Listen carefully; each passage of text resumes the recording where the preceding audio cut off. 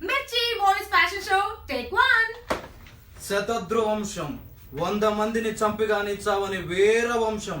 మాన్సింగ్, నువ్వు చెప్పిన చరిత్ర ఉత్త బుర్ర కథ అని నిరూపిస్తా చూడు. ఒరే భైరవా, యువరాణిని విడిపిస్తా అని మాటిచ్చా.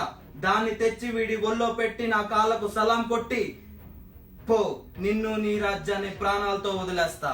నేను కూడా మాటిస్తున్న షేర్ ఖాన్, ఆ రాజద్రోహిని నాకు అప్పగించు.